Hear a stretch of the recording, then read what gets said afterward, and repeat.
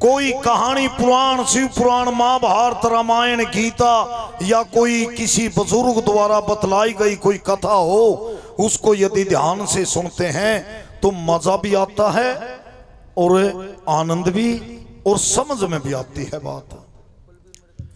हिंदुस्तान की राजधानी दिल्ली, दिल्ली के अंदर कौन?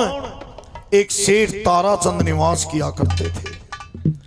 हिंदुस्तान की राजधानी दिल्ली और दिल्ली के अंदर सेठ ताराचंद, सेठानी का नाम दयावती, एक लड़का 5 वर्ष की उम्र। ध्यान से सुनिए एक बार। सेठ ताराचंद के कारखाने बॉम्बे, मद्रास, कलकत्ता, अवधपुरी, पुणे, बड़े बड़े शहरों के अंदर सेठ ताराचंद के कारखाने, उसका बिजनेस, उसका व्यापार।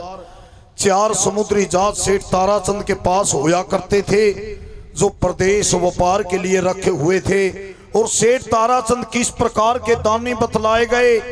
सेठ ताराचंद अपने पैसे से बहुत सी गौशालाएं, पाठशालाएं, प्याऊ भंडारे, यानी कि हिंदुस्तान के अंदर उन दिनों सेठ ताराचंद से बढ़कर हिंदुस्तान में कोई दानी नहीं था। एक बार का जिक्र है कि सेठ ताराचंद पूरा सावन का महीना हरिद्वार हर की पैड़ियों के साथ भंडारा दिया करते थे। वार्ता थोड़ी लंबी है क्योंकि भाग नंबर 2 शुरू कर रहा हूं मैं आपके बीच में। पूरा सावन का महीना सेठ ताराचंद हरिद्वार के अंदर भंडारा दिया करते थे। भाई रे भाई से कोई टेंट उंटाला रखो रे भाई, ये खुलवाए तो कम से कम ये पाइप तो बचे रहेंगे, नहीं तड़े भी नुकसान हो इसका है। प्रधान जी छोड़ दिया। हाँ जी, ये खलवाए तो ये खलवा दो या तो ना, तो हम ना सुनो मंदिर जी कुछ खलवाइयो जी तो महावीर जी खलवा दो ना तो, और ना इधर ले खोल दो बस। यहाँ पढ़ पढ़ पढ़ पढ़ कुछ नहीं सुनो मंदिर। सुनिए, पूरा सावन का महीना सेठ ताराचंद हरिद्वार के अंदर भंडारा दिया करता था। एक बार का जिक्र है कि सेठ ताराचंद ने हरिद्वार के अंदर भंडारा दे रखा। वहीं पर कौन? हापुड़ का रहने वाला एक सेठ मनसा भी आया हुआ था। सेठ मनसा को पता चला कि दिल्ली का दानी सेठ ताराचंद हर साल पूरा सावन का महीना भंडारा देता है, क्यों न ऐसे दानी के दर्शन किए जाएं। हापुड़ का सेठ मनसा सेठ ताराचंद के पास आ जाता है। ओहो, दोनों सेठ साहूकार आपस में बातें करते करते हर की पैड़ियों पर आ जाते हैं। क्या हुआ? दोनों के ऐसे दिल मिले। हापुड़ का सेठ मनसा और दिल्ली का दानी सेठ ताराचंद हरिद्वार हर की पैड़ियों पर पगड़ी बदल मित्र बन जाते हैं। वक्त से दिन और रात, वक्त से कल और आज, वक्त की हर से गुलाम, वक्त का हर से बेराज। सावन का महीना समाप्त हो जाता है। सेठ मनसा अपने हापुड़ चले जाते हैं, सेठ ताराचंद अपने दिल्ली आ जाते हैं। सेठ ताराचंद का एक चचेरा भाई हुआ करता था जिसका नाम हरिराम। हरिराम ने सेठ ताराचंद से जलन थी। किस बात की? कि सेठ ताराचंद का नाम हिंदुस्तान के कोने कोने में है, तेरे को कोई दिल्ली शहर में भी नहीं जानता, जब किसके बराबर की धनमाया तेरे पास है। सेठ हरिराम के दिलो दिमाग के अंदर एक ही बात थी कि सेठ ताराचंद दान पुण्य करता है, गौ माता के अंदर सेवा देता है, गौओं की सेवा करता है, गौ माता के लिए चारा स्वयं डालता है। परमात्मा इसका इसलिए साथ दे रहा है। यदि सेठ ताराचंद से दान पुण्य बंद करवा दिया जाए तो परमात्मा इससे मुख मोड़ लेगा। सेठ हरिराम ने सेठ ताराचंद से अपनी बातों में लेकर के, सीख में लेकर के 2 महीने के अंदर अंदर ही दान पुण्य बंद करवा दिया। मेरे बुजुर्गों, न्यू क्या करें हैं, संगत का असर तो इंसान पर जरूर पड़ता है। ये पुराने बुजुर्ग बतलावे हैं, मैं तो इन्हीं की शिक्षा है। ये सुल्पा पीनी है तो रह बैठ जा 10 दिन, एक दिन न्यू जरूर कह देगा मार ले घूंट में यार, इसमें कुछ नहीं है। शराब पीमनी है तो रह बैठ जा, न्यू जरूर कहेगा अरे एक घूंट तो ले ले मेरे हरी, इसमें क्या फर्क पड़ा है कि मैं नहीं जानता कुछ भी। कहने का मतलब हरि राम ने संगत में लेकर के सेठ ताराचंद से दान पुण्य बंद करवा दिया। और जब 1 साल के अंदर सेठ ताराचंद ने 1 भी रुपया दान नहीं किया, खलवा दो जी ने तो यहाँ सुन नहीं देंगे कुछ भी। हाँ ये इधर ले 2-3 खलवा दो। अब चल रही है कौन, इतनी गर्मी कौन लग गया। जब 1 साल के अंदर सेठ ताराचंद ने 1 भी रुपया दान नहीं किया तो मेरे दानी सजनों, गौशाला में जो गौएं थी मैं भूखी प्यासी मरती चली गई। सुनने की बात है, नौकरों को नौकरी नहीं मिली, वो नौकर गौशाला छोड़ के चले गए। और गौ माता को चारा नहीं मिला, गौ माता भूखी प्यासी मरती चली गई। उन गौओं की बददुआ सेठ ताराचंद ने ले डूबी। पाठशाला में गरीबों के बच्चे पढ़ते, अध्यापकों को तनख्वाह नहीं पहुंची, वह अध्यापक पाठशाला छोड़कर चले गए। उन बच्चों का भविष्य खराब हुआ। हरिद्वार हर की पैड़ियों के साथ पूरा सावन का महीना सेठ ताराचंद भंडारा दिया करता था। जो मेरा जैसा भाई न्यू सोच के किराया तेरे पास है, खाना सेठ ताराचंद भंडारा देता है, उसके भंडारे में खाना खा लेंगे। वहां भंडारा नजर नहीं आया, वो लोग बददुआ देते चले गए।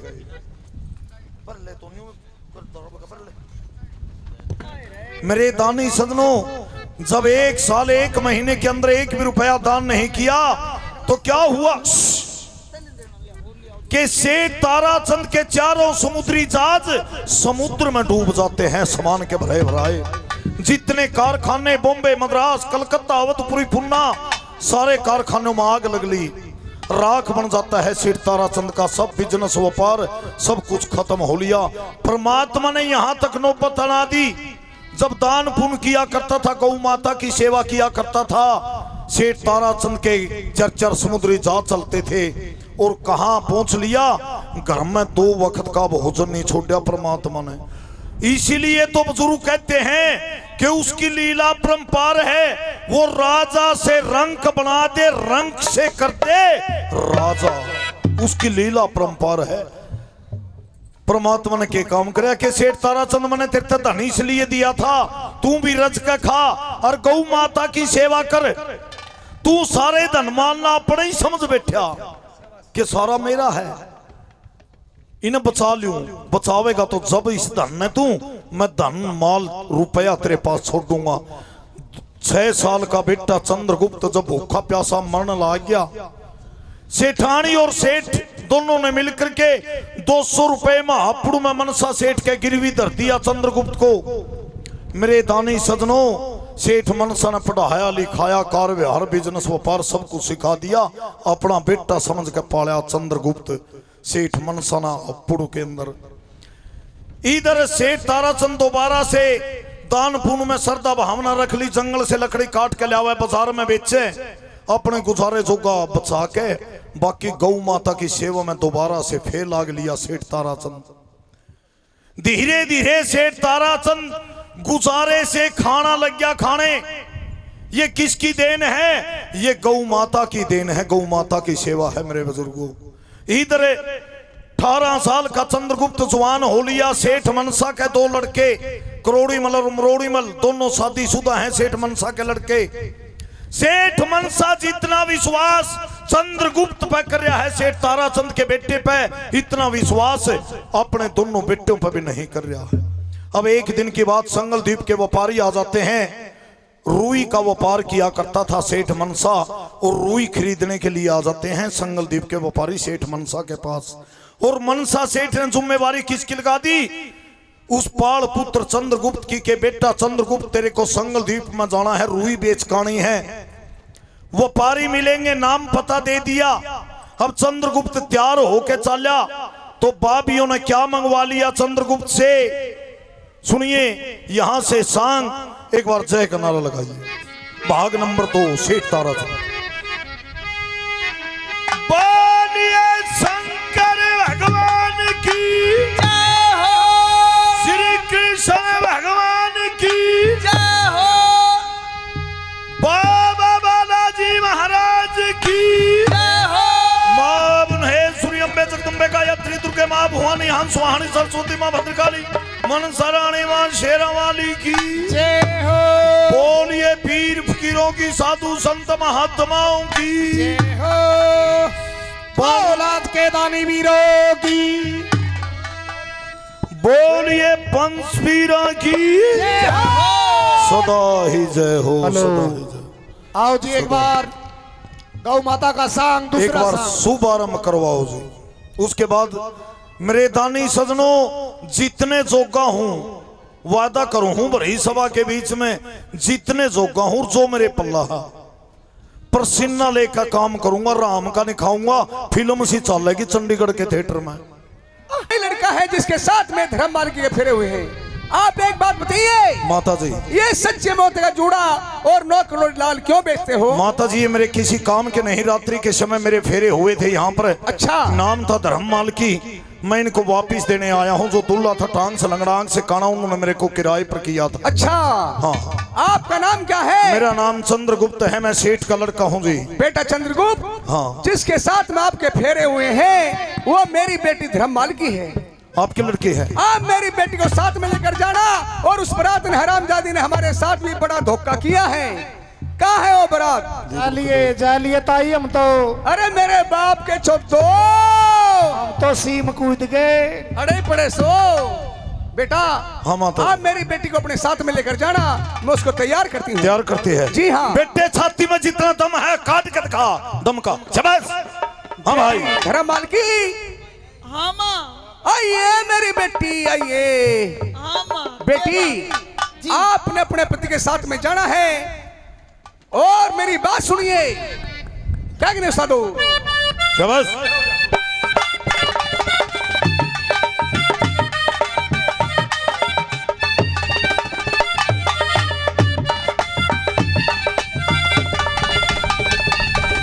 Hello hello. हे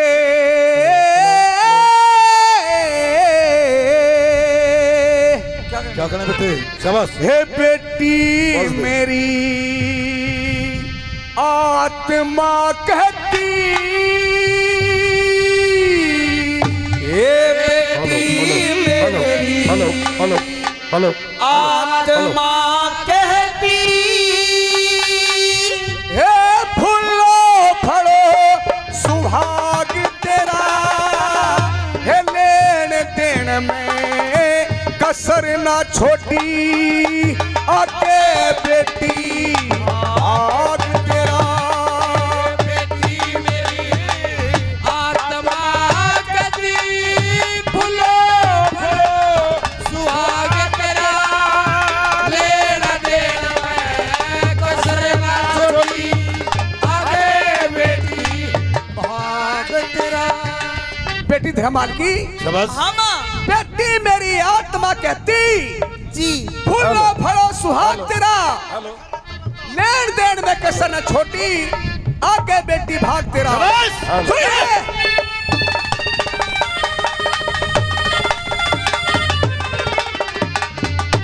एक हजार महर सोने की थैली अंदर डाल दई, लाख रुपए की पोशाक बना के भरत कुटुंब की चाल दई, 1000 रुपए की सील रश्मि सिमा हाल के हाल दई, सब जेवर सोने के पिरा के लाड चावते ढाल दई, ये गिर गई थी कुएं में भूल के, गिर गई थी कुएं में भूल के, फिर निमक गया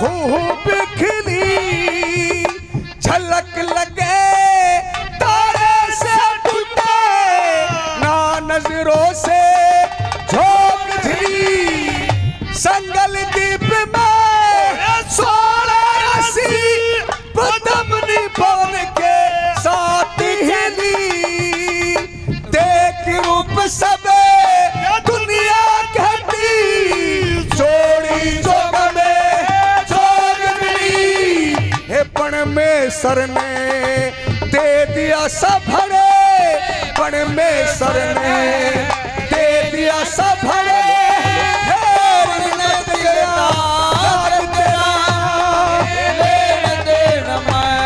कसर ना छोटी आगे बेटी भाग तेरा हे बेटी मेरी आत्मा कदी बुलो भलो स्वाग तेरा लेन देन में कसर ना छोटी आगे बेटी बस सुनो क्या कहने बेटे हौसला दो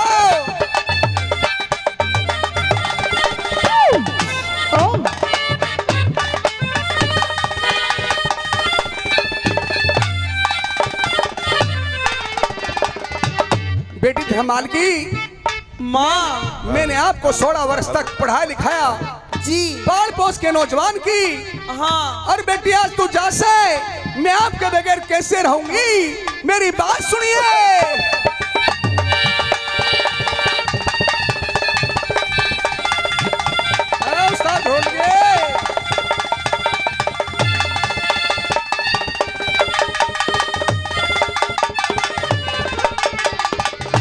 16 वर्ष तक पढ़ा लिखा के बड़े प्रेम की बात करी खाना प्याना लाड लडाना परवश अपने हाथ करी है पतिव्रता के नाम बताया चर्चा दिन और राहत चली है चंद्रगुप्त परदेसी छोड़ा राम समझ के साथ चली है चाहिए हंसनी हंस की गलिया चाहिए हंसनी है हंस की गलिया के कर लेगा राग तेरा लेन देन में कसर ना छोटी भाग तेरा ए बेटी मेरी आत्मा कहती भूलो भलो सुहाग तेरा लेन देन में कसर ना छोटी आगे बेटी भाग तेरा बेटे चंद्र जी माता जी बेटे जी माता जी ये जो 3 बात समझाई ये है जो 3 बातें बतलाई हैं मैंने अपनी बेटी धर्मार्गी को समझाया है जी और ये जो चौथी बात है हाँ। ये मैं आपको समझा रही हूँ मेरे को इस बात को ध्यान से सुनिए क्या बात